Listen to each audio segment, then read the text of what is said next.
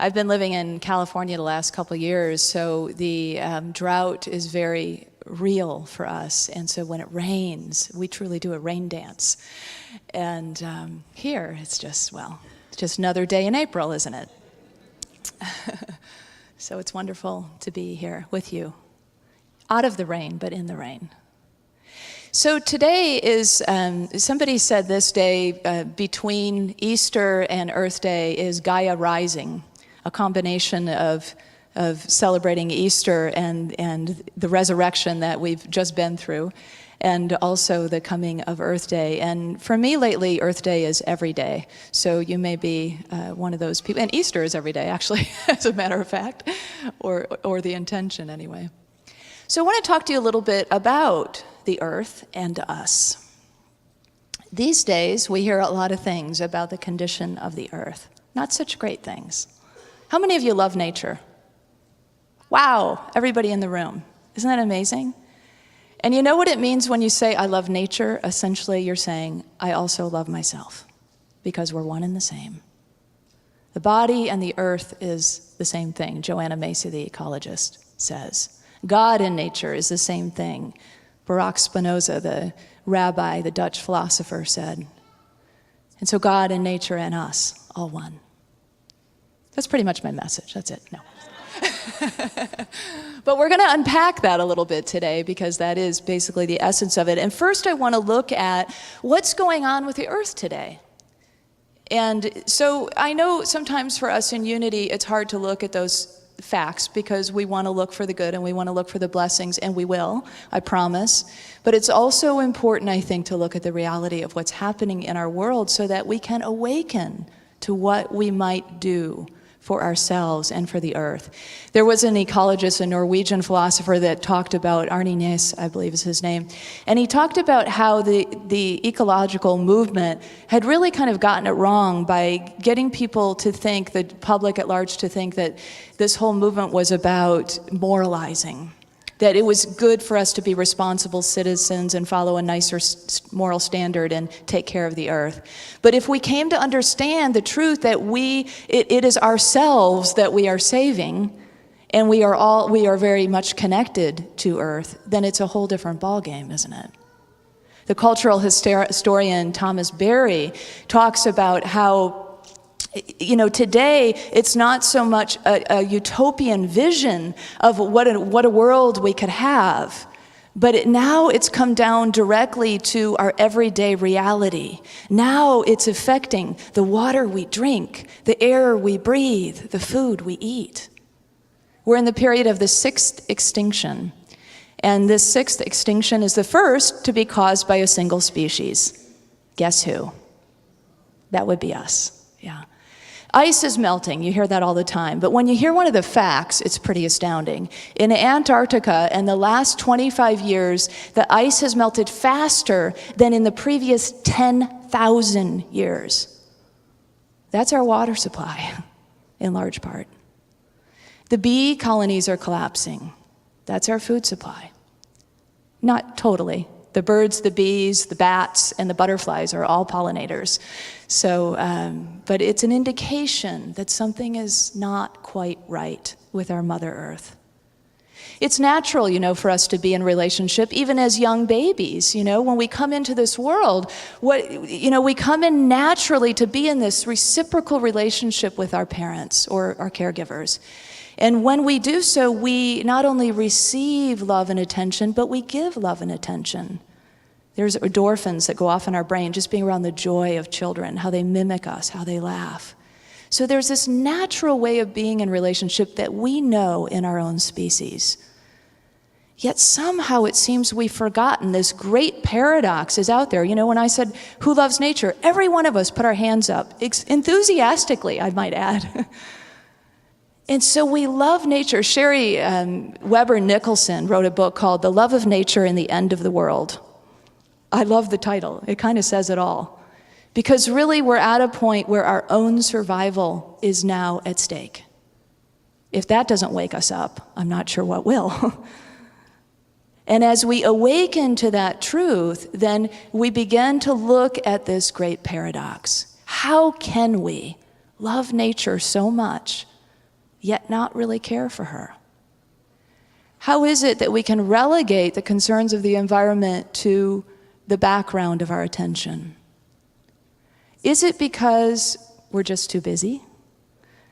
We're just too caught up in all the things that we have to do in the world to just make it through the day and maintain our relationships with other humans and do our work and maintain our home and take care of our parents and our children? I mean, that's just a few things, right, on our plates.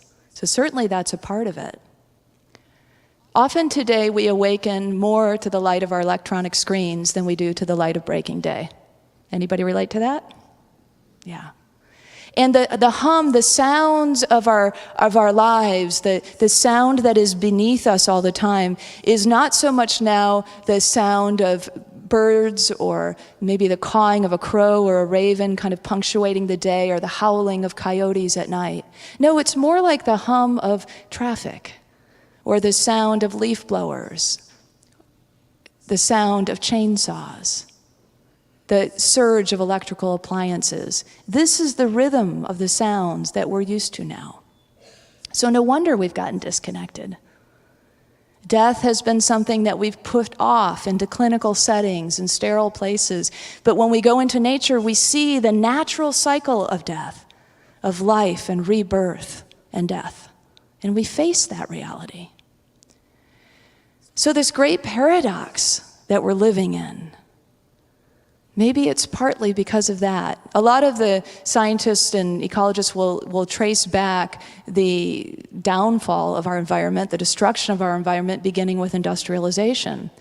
And so here we are, these amazing, creative, innovative geniuses, really, collectively, aren't we? And we've created so much stuff, but the thing is, it's gone so fast. There's been so much speed in the development that we've gotten on that track of speed and greed, and we kind of forget what we're really doing. What kind of consciousness are we entering into nature? If we love nature, then let's be lovers of nature. Lovers of nature don't turn their backs. Lovers of nature don't ignore. Lovers of nature don't love in just self-gratifying, power over, even violent ways. And so to really be in that dance of love is what we're moving into. Thich Nhat Hanh, the Buddhist monk, says that what we need to do now is to listen within ourselves to the cry of the earth.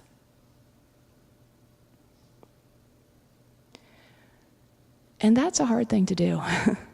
I think this is one of the reasons, maybe the main reason, why we are living in this paradox. Because it's hard enough for us to deal with everyday life, let alone settle in to what's going on with our earth. But when we do, we will be rewarded richly. When we do, we awaken to the other half of our spiritual journey. You know, in unity we have focused, and not just unity, but in the mystical branches of religion for sure, we have focused so much on our divine nature for good reasons, because for a long time we didn't own that part of ourselves.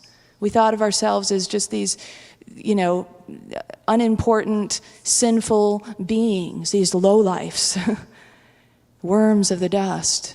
And so we've really claimed our worth, our divine worth, but we've left half the spiritual path out.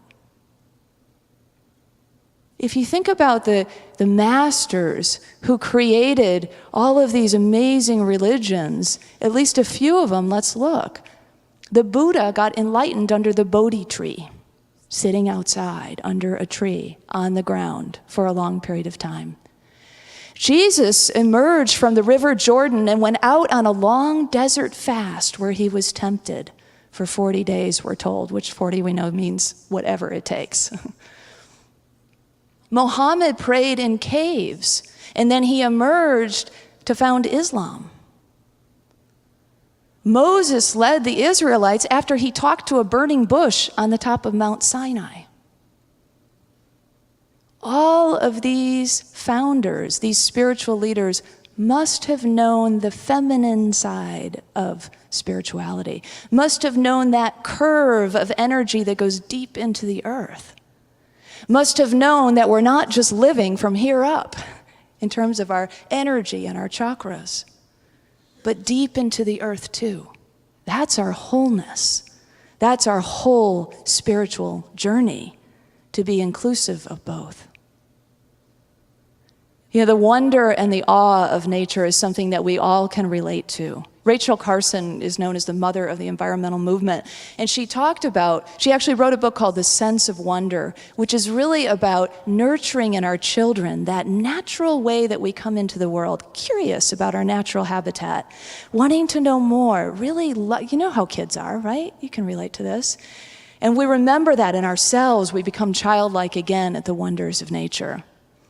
There was a recent study that came out, and in the study, it was a University of California at Berkeley study that showed that the feeling of awe that we get when we're out in nature actually has these physical effects of lowering our cytokine levels, which are responsible for inflammation in the body.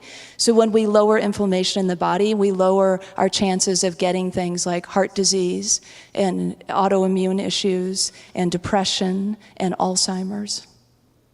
So nature is also good for the body, good for the soul, good for the mind, good for the heart. This isn't surprising to us. Richard Love coined the term nature deficit disorder in 2005. He said that, you know, we need more vitamin N. But the only answer is not just to get out in nature, although that's a huge part of it, but also how do we interact with nature? What do we do when we're out there? What kind of consciousness do we bring?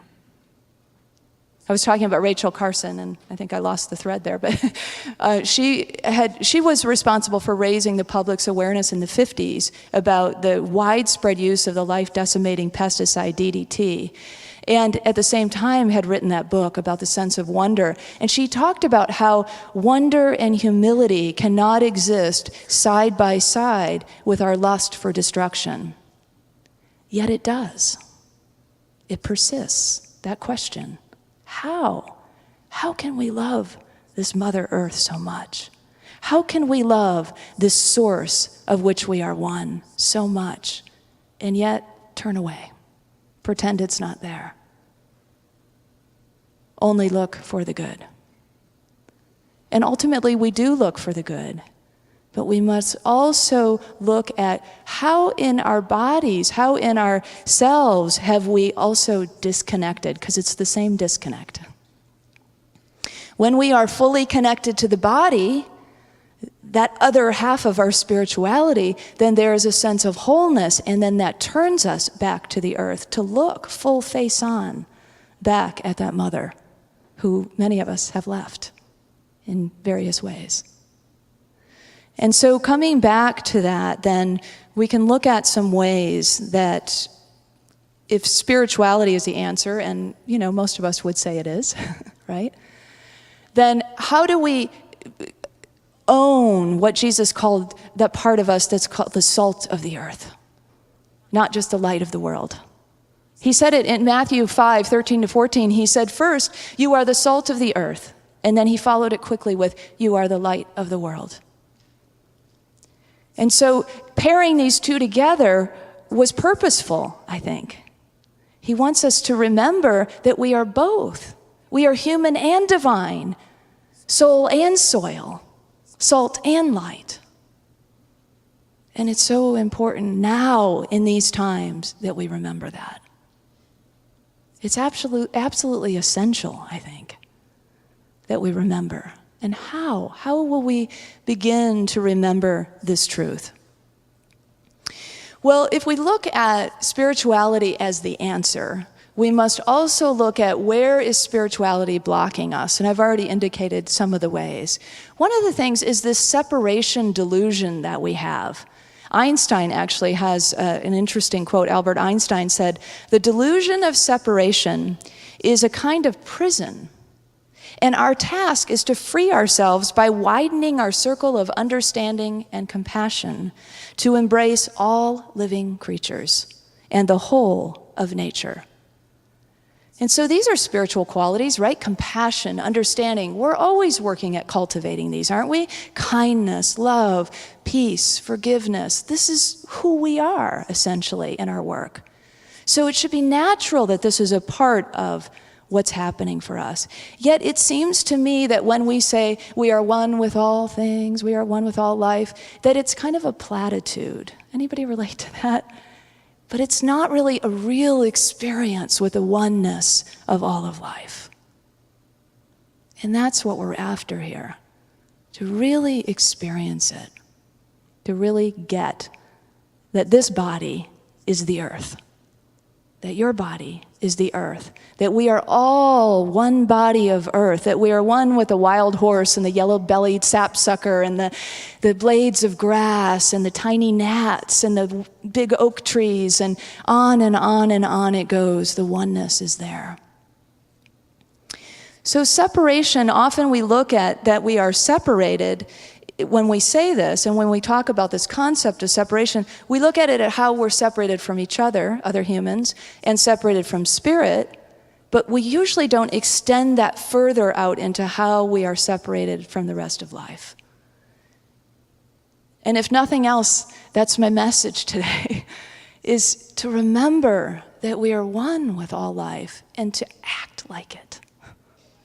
To act like it. To begin to do the things we do, not from that moral place of I should recycle and I should reuse, but do it from that place of this is my source, this is my home, these are my brothers and sisters, as St. Francis of Assisi would call the moon and the sun and the birds and the animals. If we begin to change our language that way, and we actually use that kind of language, brothers and sisters, we begin to move back into the full family of life.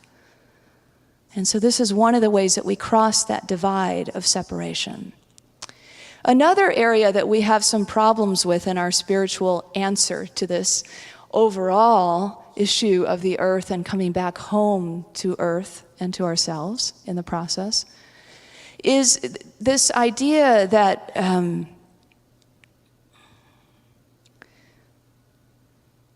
that we need to deny the flesh. So that was common in the mainstream Christian and other religions, right? That we deny the flesh. That's been kind of throughout different various religions. But you know what? It's even in unity. Charles Fillmore, if you look up in the Revealing Word, sense consciousness, he calls it serpent consciousness, a really common way in Christianity of saying evil. And he also says that sensual flesh is something that we need to right by divine perfection. It must be transformed, he says, by right conception of divine perfection. And I think if Charles were here today, in the light of what's going on in our world, he would revise his teachings on that. He said, I reserve the right to change my mind, So we don't have to put him in a box with the words that he said so long ago. But let it be fluid. Let it be current for all of us.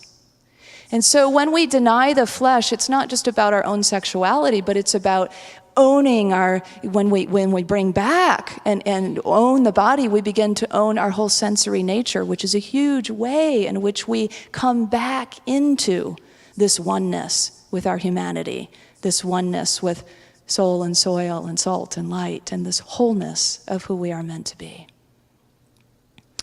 So that is one of the things that we're working with is one is separation, and the second being this coming back into embracing ourselves, our bodies, our sensory nature, and calling it good because it is. And it's interesting because it's even part of our path back to spirit. As we go deep into the body, as we take that energy down into the earth and we experience the earth and the reciprocal relationship with life, we come back into that amazing experience of oneness. It's a pathway to oneness too, not just up to the sky. For so long, our spiritual practices have only focused on the transcendent. So we turn to our meditation cushions and we turn to our churches and our workshops and our books, and that's all wonderful. And I'm not suggesting at all that we throw that out. I'm suggesting that we don't only go there, but that we also look at what could be offered to us as we enter into a reciprocal relationship with the earth. I want to invite you to do a little exercise, to just touch one of your hands with the other hand. So you might just lightly, maybe your fingertips across the palm of your hand or wherever you want, back of your hand. And notice both the being touched and the touching. So a lot of times we might just focus on one, but notice both. Notice how it feels both to touch your hand and also to be touched by your hand. This is one of the ways that we can enter into nature now. David Abram, the ecologist, talks about when we touch the moss, notice and pay attention to the fact that the moss is being touched by us, but is also touching us back. When we walk through the air, notice how not just we feel the wind, but we're also, he says, our arms are slicing through the wind. And so notice what it might be like, or think about what it might be like for the wind. When you gaze at the mountains, do you ever notice that they're, in a way, gazing back at you? Or an animal that you might be interacting with? I had a wonderful experience recently with a lizard. So I mentioned drought is pretty severe where I live in California, and I was taking a walk, not just a walk, but a vision walk, which is different. And the difference between a nature walk, just a walk, and a vision walk, or a medicine walk, you could call it, is that we set an intention. So I invite you to do that on your next walk. And you can maybe just set a place that's you call a threshold, and you cross the threshold, and it can just be a line or a branch or something you step over. And once you step over that, now you're in ceremony with nature. So it's a different kind of walk. It's a spiritual walk with nature. And it moves us then, if we have a particular intention, then nature teaches us and gives us answers to whatever that intention is.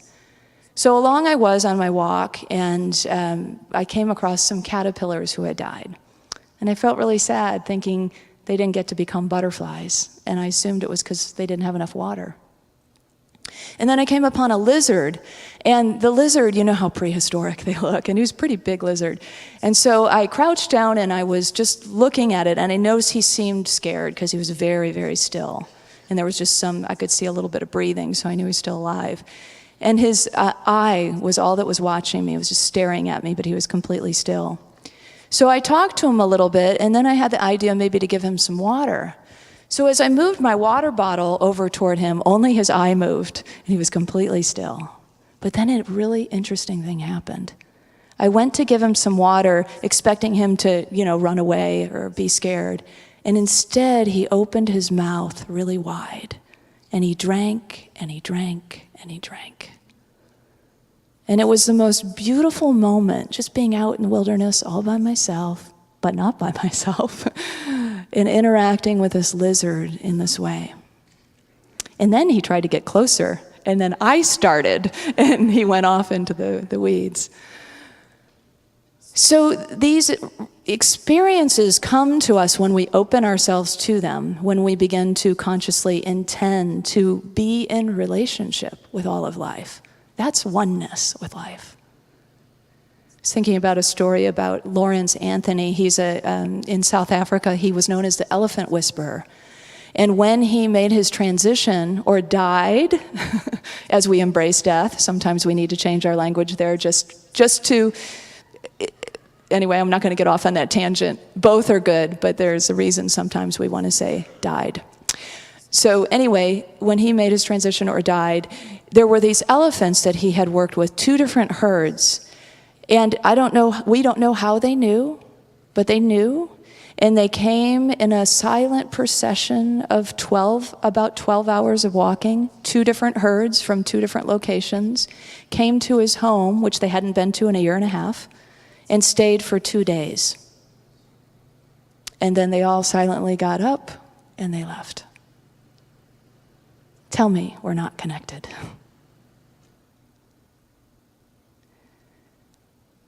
So life wants to give to us, wants to show us. The earth wants us to listen. She has a lot to tell us. And what we will get when we are out in nature in that conscious way is answers to our life questions. And we will probably get a fire lit underneath us to make some changes, maybe in the way that we live our lives. Maybe. So these are some of the things that we'll be looking at as reciprocity as we come into this way of being. About the salt that Jesus talked about, he said that if salt has lost its taste, how can its saltiness be restored? It's no longer good for anything, but is thrown out and trampled underfoot. So we don't want that to happen to us. We don't want to lose our taste.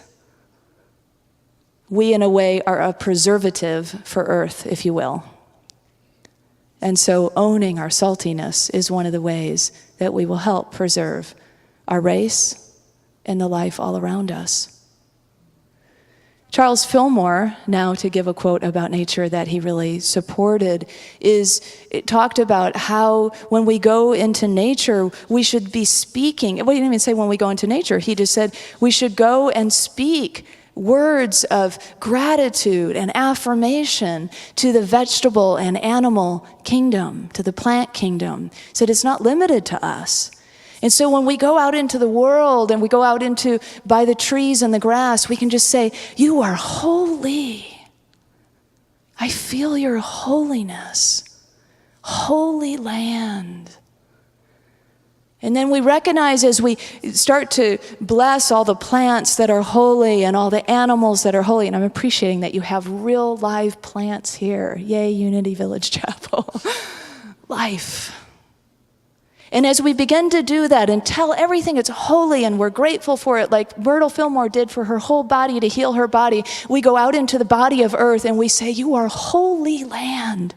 I see how sacred you are. I see the God in you. And as we begin to do that and make that our chant and our song and our affirmation and our gratitude, we begin to see that I too am holy. I too am a part of this earth. Everything is holy now, as Peter Mayer sang so beautifully. So listening to nature, speaking words of gratitude to nature, observing nature, the great nature mystic John Muir, who's our father of U.S. National Parks and the founder of Sierra Club, has so much wonderful journals and journals of beautiful quotes about nature, about being the nature mystic, which is really what the call is to become a nature mystic. In all these ways that I've talked about, to own our sensory nature, our body, to listen in nature, to speak to nature, these words of gratitude and holiness and sacredness, to listen to the cry of the earth within us, as Thich Nhat Hanh says. All of these things bring us back into the body of earth, the body of self, which is one and the same. And that's the call.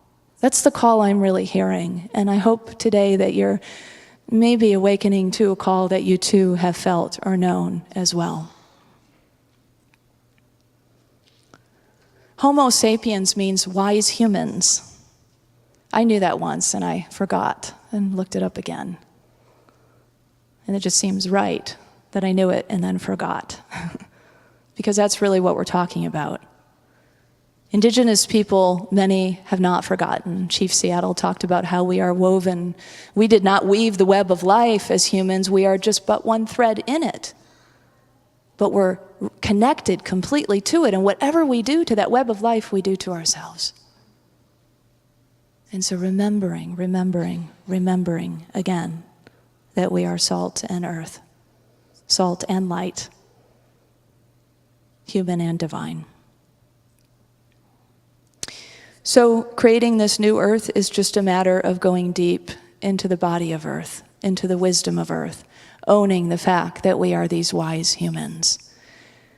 That really is my personal intention and my great, great hope that as a humanity we will awaken to that truth. God bless you.